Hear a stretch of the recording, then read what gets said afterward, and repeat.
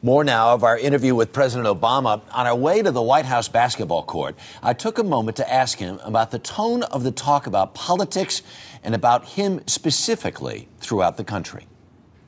I've been spending time out and about, listening to talk radio. Right.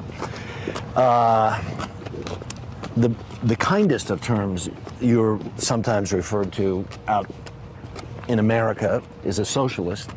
The worst of which I've heard is called a Nazi. Are you aware of the level of enmity that crosses the airwaves and that people have made part of their daily conversation about you?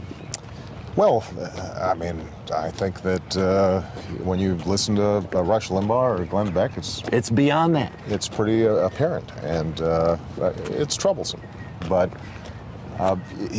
keep in mind that there have been periods in American history where this kind of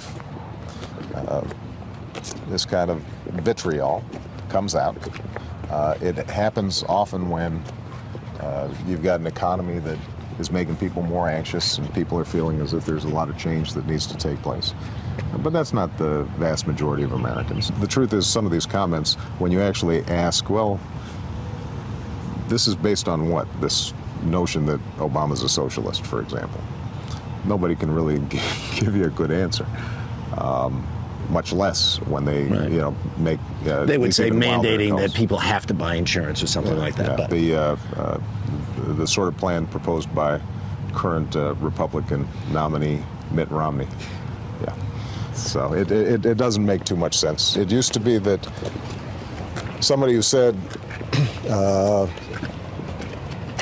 something crazy, they might be saying it to their next door neighbor, or it might be on some late night AM station at the very end of the radio dial. Very last question, does it bother you a little bit?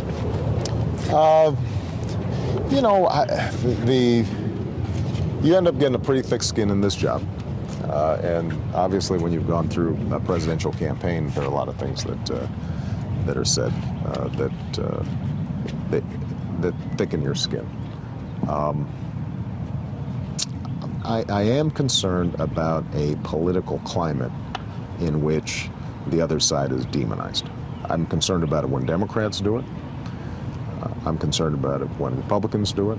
I do think that there is a tone and tenor that needs to change, where we can disagree without being disagreeable or making wild accusations about the other side. And I think that's what most Americans would like to see as well.